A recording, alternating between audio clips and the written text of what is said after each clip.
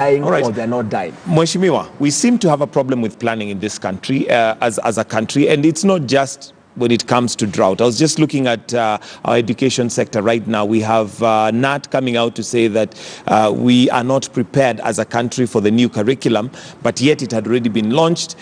So when we look at drought, we seem to have a problem when it comes to thinking through things and planning. And like Brian Obuya rightly says, given that right now we're even experiencing very hot weather, and the weather forecasters have said for the next 3 weeks we should expect it to continue. How do we become better planners? Because this is where I think the rubber meets the road.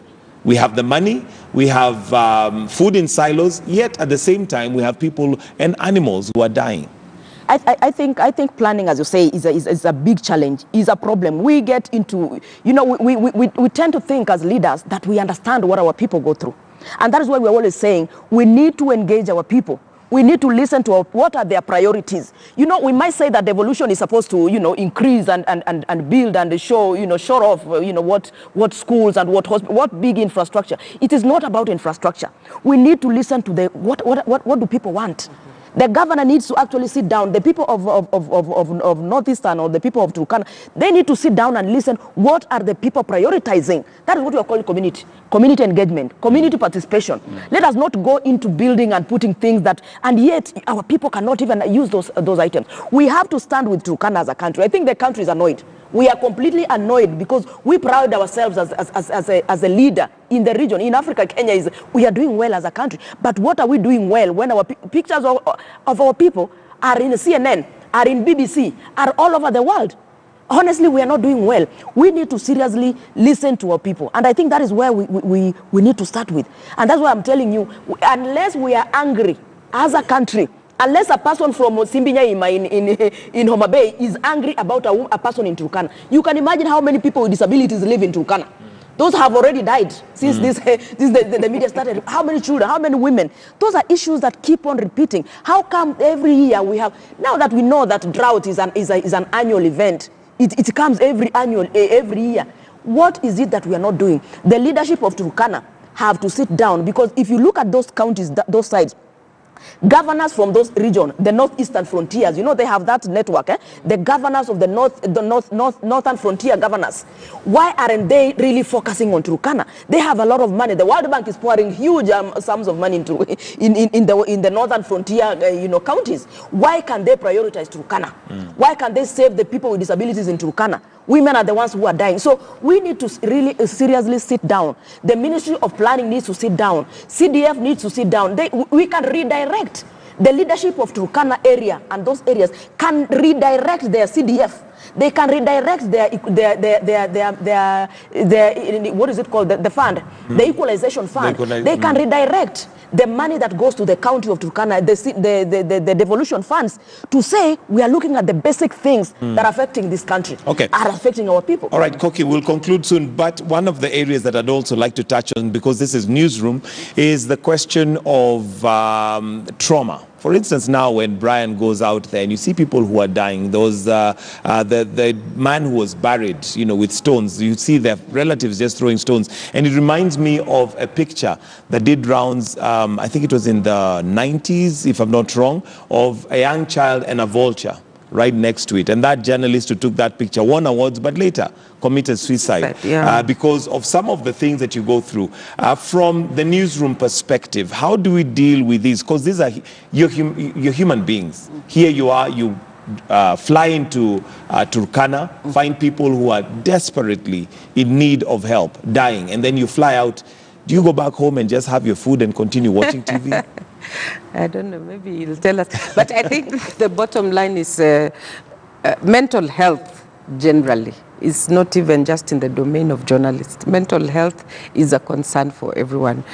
People are stigmatized with the idea of thinking that you're mentally ill. And mentally ill is such things, trauma from experiences and not dealing with the trauma.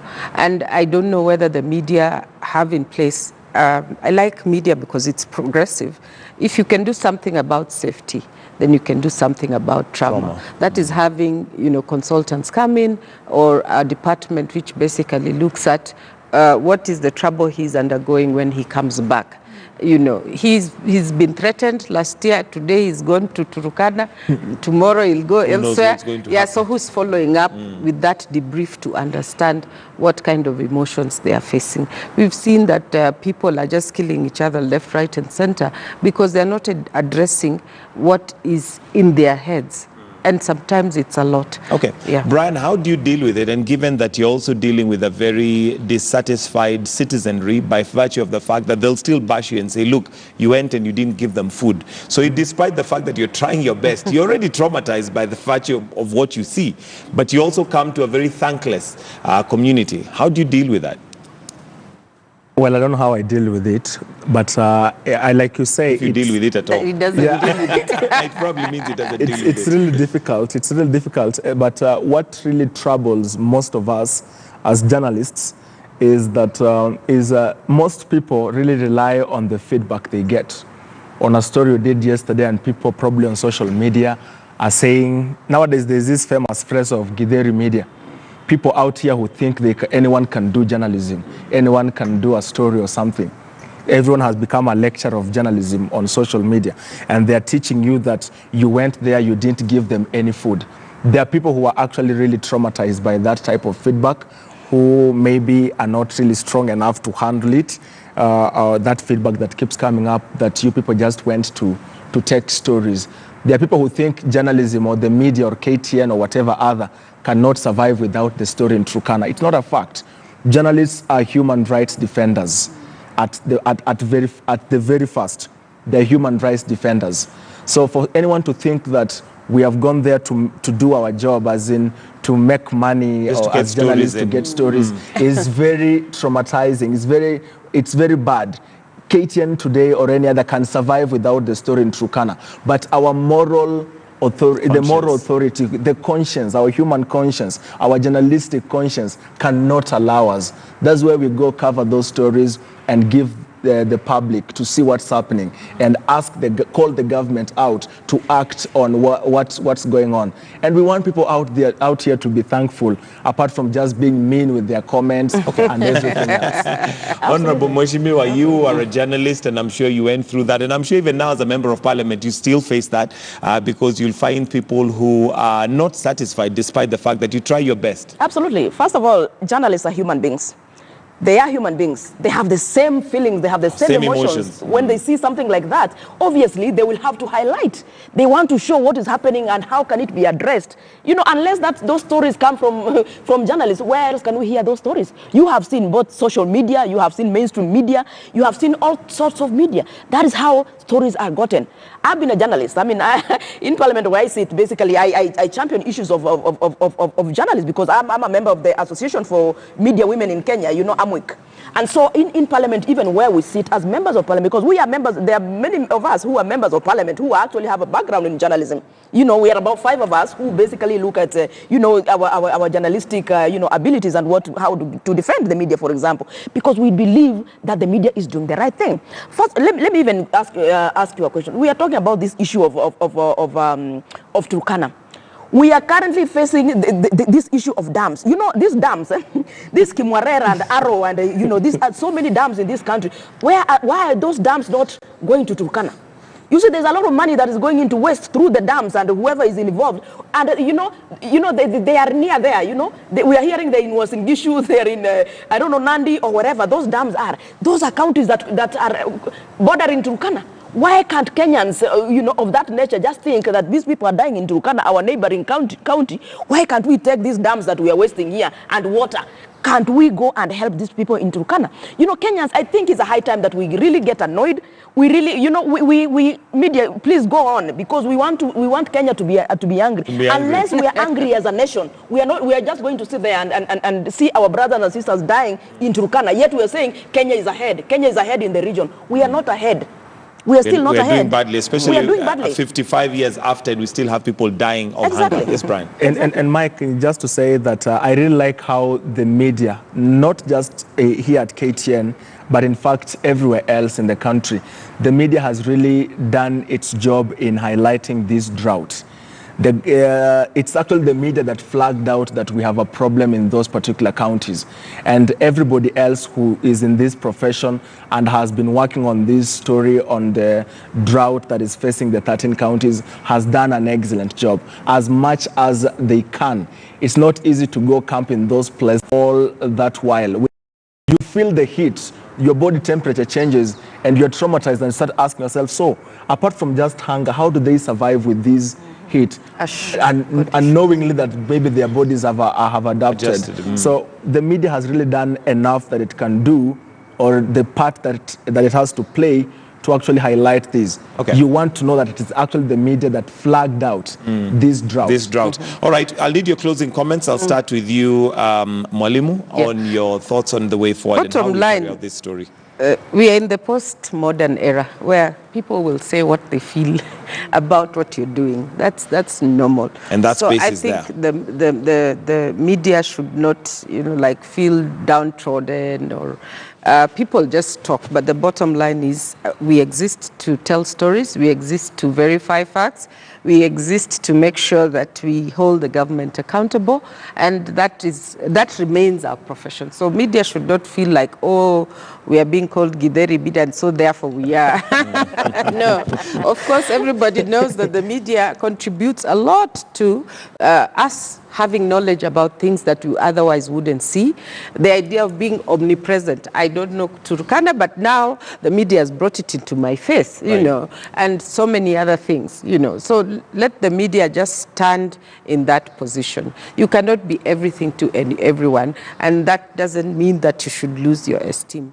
So bottom line, we as the media will continue to highlight what it is we have to highlight. Whoever wants to criticize the media is well and good, but bottom line is people need to be held accountable. We must move from now these stories. Okay, today there is a car that has crashed outside here. Now who is accountable? Yeah, there's a person who posted somewhere in some group about a school that these kids are learning outside. There are no classrooms. I don't know what. He was told by the group members, where is the CDF?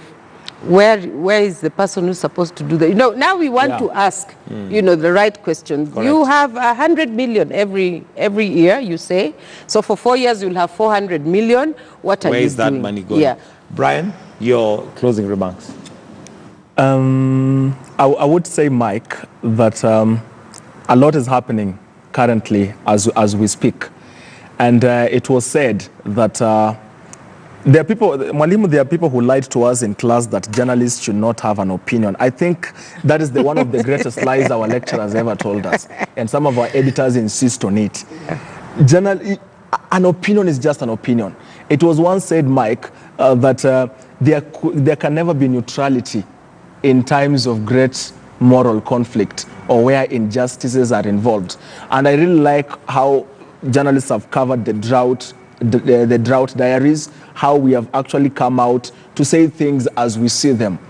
I actually said that the deputy president and all other government officials who are making press conferences after having tea at a five-star hotel in Nairobi commenting about drought. They should be talking about drought where there is drought. You should be saying that it's not as hot when you're actually feeling the heat as it comes in. So we saw a lot that has happened. Some of our journalists have really done a lot. I saw journalists commenting in a way that actually shows how we feel about this particular drought. We saw a hashtag yesterday, we cannot ignore, pioneered by most of the tweets there actually were from a number of journalists. And they were very clear about what they were saying. Colleagues like the likes of Ron Clifford, our super producer Mwangi Maina, and many more others, and other journalists from other media houses came out to actually say what they think, what their opinion is. Because opinion is part of us as not just as journalists, but as human beings, and it is free. Correct. All right, you have the last word, Mheshimiwa. Let me just say, first of all, that media freedom is guaranteed in this country. I mean, you know very well that Article 34 of the Constitution, guarantees freedom of media to report, to inform, You know, and you see that is how the media is utilizing, you know, the provisions of the Constitution. I think for me, I want to really tell them, go ahead. If this country and if the government is really not taking it up, you know, the media can actually still take up this issue and really highlight it, because it is only through that highlighting that we are able to actually address the issue that is the Deputy President the other day was talking about Turkana. And actually, he was in Nairobi talking about Turkana. And you are very much aware that he's always talking about these dams that are in this country. How can the Deputy President direct these dams? Because these dams are storing water. They are for water. These dams that we are talking about and how money has been siphoned through the dams, can the Deputy President, through where he sits, his influence, through his influence, direct that these dams that are causing a lot of stress in this country, these dams should go to Turkana. These dams should actually go there. Let those people of Turkana enjoy this money that these dams he should even start by he himself reporting from there. I want to ask the President, I want to ask the Deputy President actually to redirect this Kimwarer and I don't know, the Kimwarer and the road, these two dams, or the dams that are nearing, you know, Uasin Gishu, let them go to Turkana. That way Kenyans can actually feel this money that is actually being, you know, said that it's being eaten can also be eaten in Turkana, isn't it? Turkana. That way we'll be able to share this resource. But there are with this 31 country. more dams coming up. And there are more dams that are coming up. Can these dams actually that are actually supposed to come to this country be directed to Turkana and Isiolo and Baringo? What and are we of course, talking there was about? also the discovery that there's a lot of water in Turkana. Yeah, the there's actually a underground water table. There's a lot of water in So Turkana. what is happening? It's an irony. They say that it is not good for human consumption, but there are so many people in the water area who know how to desalinate. Absolutely. And Mheshimiwa, maybe just to give you a responsibility, because you are a legislator, and we expect that from our parliament we should get some of these resolutions that would push things towards that direction, because then it would be very bad of us to sit here like we are all helpless. I think we all have positions of influence, starting with yourself as a member of parliament. Therefore, we are tasking you with that responsibility to ensure that you push from your end. Absolutely. The Senate discussed it yesterday. In the Senate, the National Assembly is about to discuss this issue today or tomorrow about the situation of Turkana. We stand with Turkana. I mean, we cannot leave anyone behind.